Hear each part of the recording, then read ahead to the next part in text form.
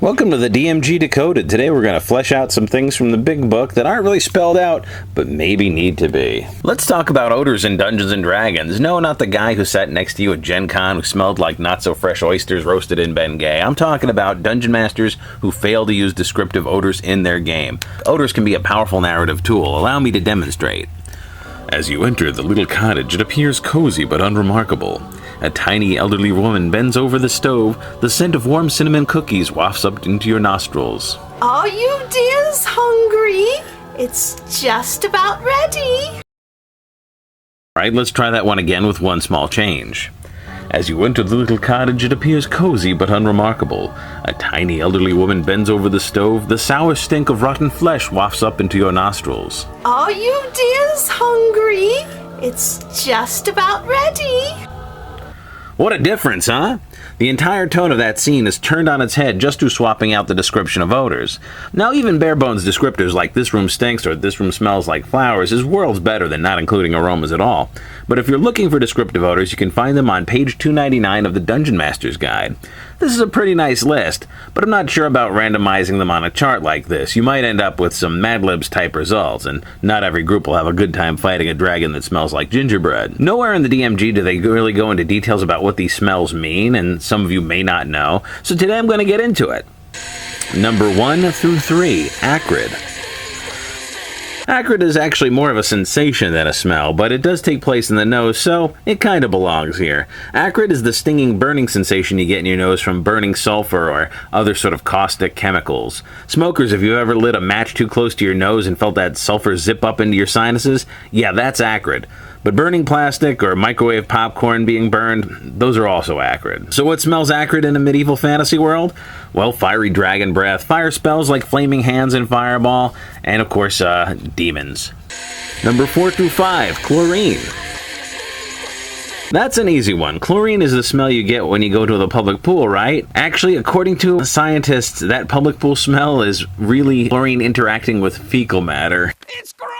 The easiest way to smell chlorine is in bottled bleach. Just crack open the bottle and keep a safe distance from it. Really, if you're in the same room with an open bottle of bleach, you'll smell it. It's pretty strong. Oh, and please don't huff bleach and say that the Fungeon Master told you to. What smells like chlorine in D&D? Well, green dragon breath, of course, and maybe an alchemist's lab. Number 6 through 39, Dank or Moldy. Have you ever noticed how some damp basements have their own kind of smell? That's dank. If you're as bad at cleaning your fridge as I am, you've probably smelled mold, but if you haven't smelled mold, you really should, because it's one of the most commonly encountered odors in Dungeons & Dragons. Dungeons have everything mold and mildew and fungus need to grow. Darkness, a little moisture, some dead organic matter, and deep, damp dungeons are going to be full of this stuff. So if you really want an immersive Dungeons & Dragons experience, you need to know what it smells like. All you have to do is moisten a piece of bread, put it in a paper bag or a cardboard box, come back to it in a couple of days. It's a unique smell that defies description. Of course, toss out the bread when you're done. It's gross! Number 40 through 49, Earthy. Well, earthy pretty much smells like dirt. If you live in a real urban area, you might not know what rich topsoil smells like, so find a place that has potted plants and get your face near the dirt and take a whiff. This really is another one of those smells you have to experience if you're going to play D&D. Earthy smells are found in a dungeon pretty commonly, and also freshly dug graves, tunneling monsters, earth elementals. Number 50 through 57, Manure. Okay, they don't really mean manure. There aren't going to be a lot of dungeons with horse stables in them. I think what they mean is you're crawling through sewers or rooms where orcs do their filthy business or places where prisoners have been given a corner and some straw. If you haven't smelled fresh brown trout, well, God bless. Of course, actual horse manure really has a smell all its own.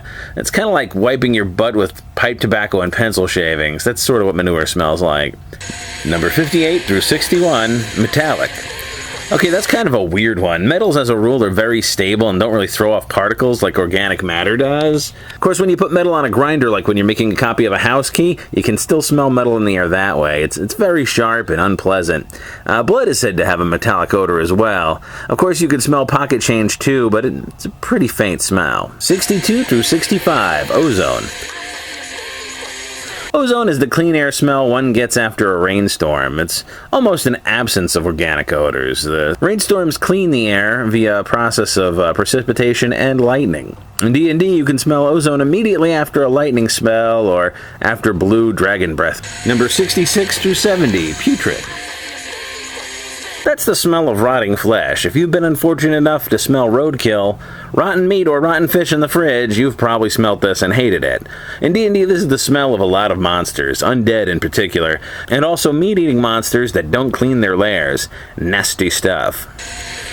Number 71 through 75, rotting vegetation. Ever buy a bag of salad and throw it in the back of your fridge and forget about it? It's a dull, rotten smell. Not nearly as offensive as rotting meat or fish. If your garbage can smells bad, but not take that crap out of the house right now bad, that's probably rotting vegetation you're smelling. Number 76 through 77, salty and wet. I'm pretty sure they mean the ocean. If you've ever been to the ocean, it kinda smells like miso soup with a hint of fishy notes behind it. For any other salty wet odors, you're on your own. Number 78 through 82, smoky. This is a weak one because there really is no universal smoke smell. Pipe tobacco smoke smells lovely, as do some aromatic woods. On the other hand, smoke from burning hair or electrical appliances is sickening. Other than that, smoke is pretty straightforward. Think of a campfire. Numbers 83 through 89, stale. Now, I've seen stale mean two different things regarding odors. This could be a stuffy, dust-filled catacombs, or it could be cramped living quarters filled with sweaty, unwashed goblinoids. Think of a dusty attic or a sort of a soldier's barracks or locker room. Numbers 90 through 95. Sulfurous. Literally, the smell of sulfur. Smell a match head, and that's what it is. It's almost synonymous with acrid, so we've covered this a bit, but sulfurous stinks have long been associated with the lower planes, demons, and devils. It's also what a few kinds of acid smell like. Numbers 96 through 100. Urine. Good night, everybody. This list isn't all-inclusive. I'm sure there are some odors you can think of that Wizards hasn't. Why don't you leave some comments in the comment section and tell me what you got?